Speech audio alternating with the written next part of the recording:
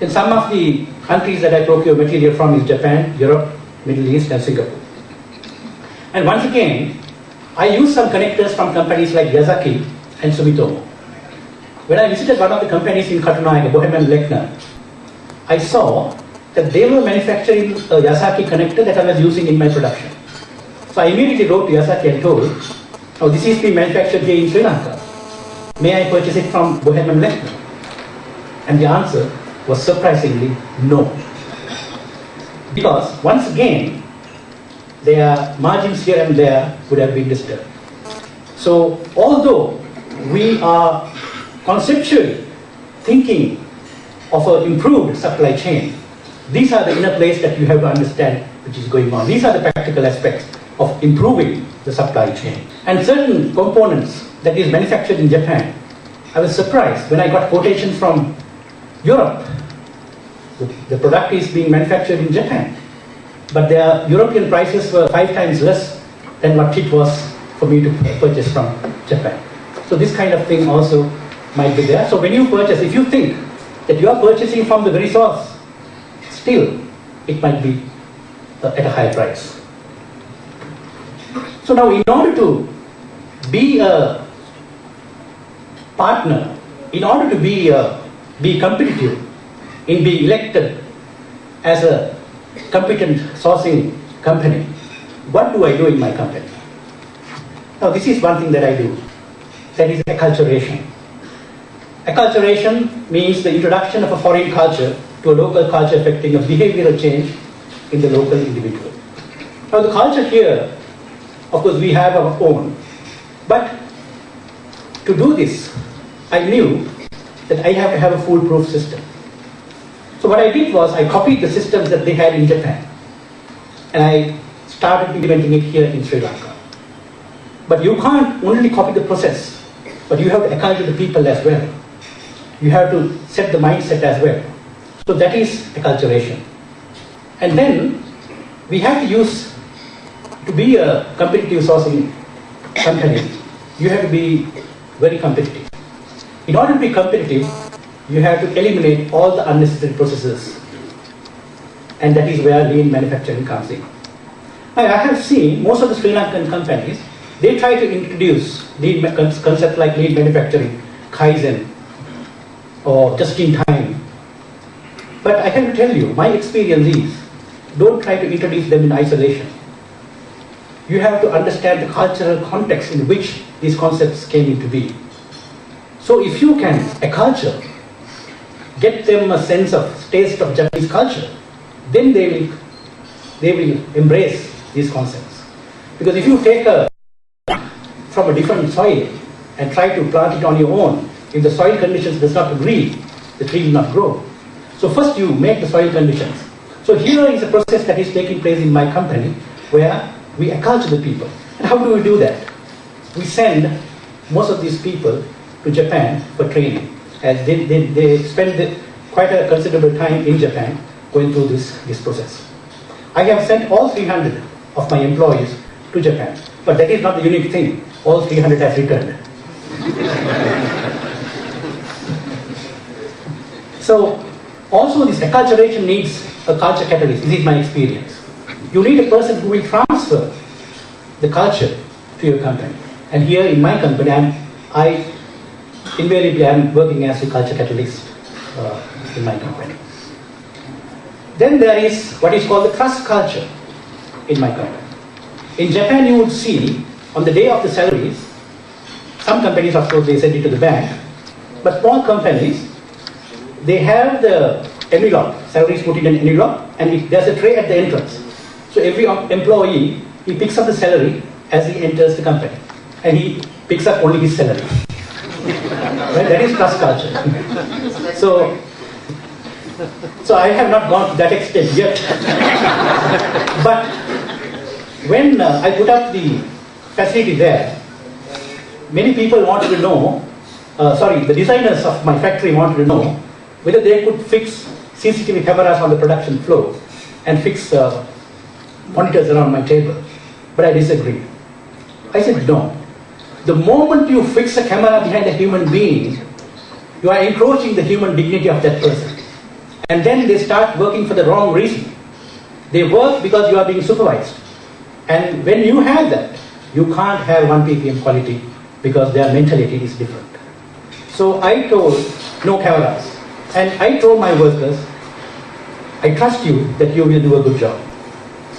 Because people should be working not because they are being supervised, but because they take pride in what they do and because they like what they do.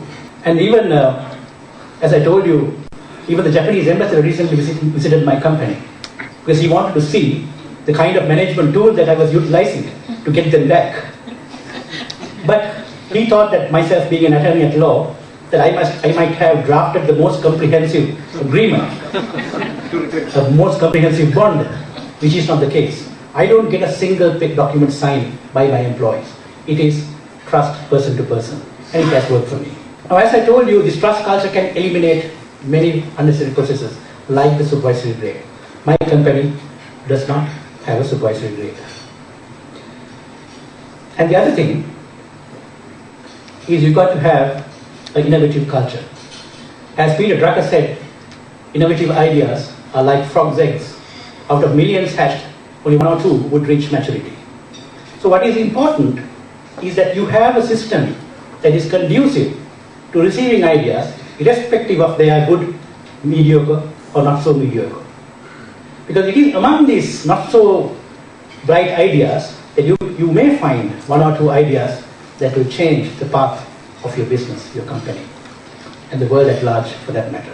And when it comes to innovation, have you heard of a person called Paul Lightfoot? And he's the CEO of a company called Bright Farms. When he went to the supermarket stores, when he saw the foodstuffs there in the racks, he realized that 70% of the cost is the supply chain cost. So what he did was he started building greenhouses just next to the supermarkets. And today, he's $1 billion businessman. Then there was another company called Ubi. And that company was an Australian company. They were importing stuff from Europe, foodstuff, dried foodstuff from Europe. They were making enormous profits until in 2008, the Australian dollar came down, plunged against the euro. And every transaction the next day was making losses.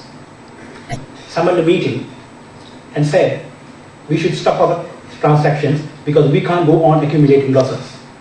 But then another thing occurred to his mind. He thought, there are about over 1,000 companies that is doing the same thing. And they might be having the same kind of board meeting. And if everyone decides to stop importing in a week's time, what would happen? There would be no food in the shelves. And people will starve. So therefore, he started a website on our own backyards, that is Ubi, on our own backyard. And any person who has a kilo, just a 500 grams or a kilo of tomatoes or lettuce, he could enter into the website. And a person who wants to purchase could find out in the Ubi's website. So he eliminated so many elements of the supply chain. So it is the farmer, Ubi's, the consumer. So these are very creative things. Once again, it has turned to be $1 million business in Australia. And the other day, back in Colombo, I met one Dr. Nicholas. And he was telling me, in the future, you will be having a customer-specific drugs. The reason that it is not here today, in order to have customer-specific drugs, you need to have a DNA profile. To do a DNA profile, you need about $10,000. But he said one of his friends, one of the English professors in England, he has come up with a solution to do a DNA profile for just $100. The moment this happens, he says there will be a mobile app. You can put some of your spit on the mobile and it will give you a DNA profile. You can send it to the Pfizer's or whatever. They will send you individual specific drugs. It is not the general drug. So when this happens, we have to rethink how the supply chain is going to be disrupted. And then, taking my own industry, recently Ford unveiled a car called EVOS, and it is cloud connected. And it recognizes every action, the behavioral pattern of the driver, and it records. So soon I know the insurers will come in, and they will have a higher premium for risky drivers because now they have information. And also, I learned, and it is knowledge today, that the vehicles will be communicating to each other in the future. And that way, by that way, vehicle-to-vehicle collisions will be reduced by 82%. I'm lucky that it is not being reduced by 100%. If it happens so, I will be out of business tomorrow. Just to rekindle your spirit, when you do something, this is what Mahatma Gandhi said, when you try to do something different, first people laugh at you, then they ridicule you, and if possible they try to fight with you, and then you win. That is the path.